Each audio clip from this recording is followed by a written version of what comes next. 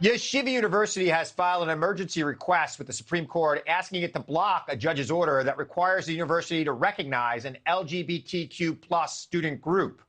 The private New York City school was ordered in June to recognize the Pride Alliance and was told they do not receive a religious exemption, but has argued it's against the Jewish university's values, saying a university statement reads, quote, "A deeply religious Jewish university, Yeshiva, cannot comply with that order because doing so would violate its sincere religious beliefs about how to form its undergraduate students in Torah values." Joining me now, Harvard University fellow and law lecturer Ian Samuels. So, Ian, obviously the Supreme Court has taken up a lot of these religious liberty cases over the last couple of years. And they all have seemed to go the same way. The churches or the religious institution wins. Do you see any difference here?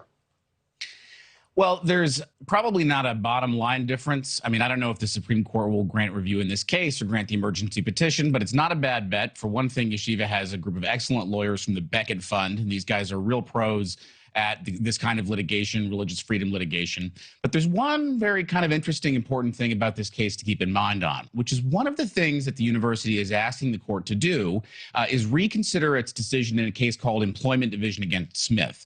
And what that case says is that as a general matter, a neutrally, generally applicable law, like a law, for example, prohibiting the possession of peyote, you don't get an exemption to general neutral laws just because it would burden your religious exercise, right? So, for example, if you are a Native American man, as the guy in Smith was, then just because your religious practice might involve the use of peyote doesn't mean you get an exemption from a general law that says you can't have it.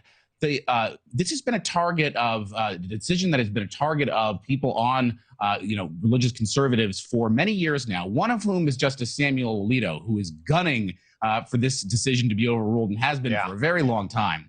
And so it's worth keeping an eye on because that would sweep much, much more broadly than even just the quite important issues of discrimination and religious freedom that are at issue in this Yeshiva case. It would be a really big deal if they went there. So what are the ramifications, I guess, for schools across the country and other institutions across this country? Are we going to see schools start to ban these types of groups and the Supreme Court support it?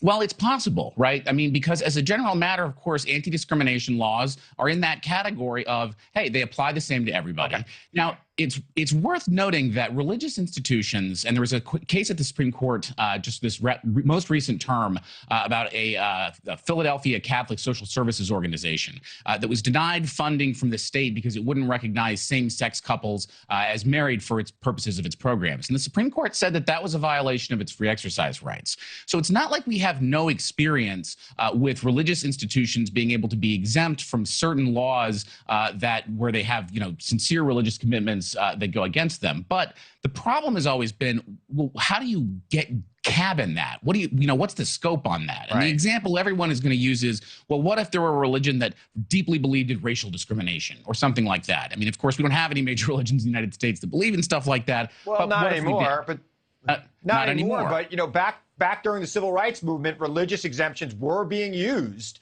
to block integration in certain cases. So, I mean, we've seen this before. Why is it so much different with the LGBTQ plus community?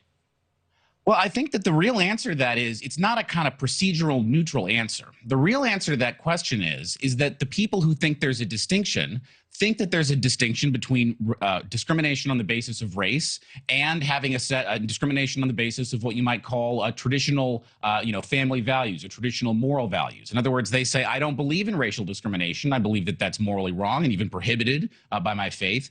But I do believe, for example, that marriage is an institution that can only exist between a man and a woman. So they're not really drawing a procedural distinction. What they're saying is that these exemptions should exist for institutions that believe as they do, because basically they're right on the merits. And of course, the flip side is true too. So, I mean, that's not a super legal answer, but it's true. Yep. Ian, I really appreciate your comments. Thanks for joining me tonight. Thanks for watching. Go to newsnationnow.com to find NewsNation on your television provider. And don't forget to subscribe. Click the red button to get more of NewsNation's fact-driven, unbiased coverage.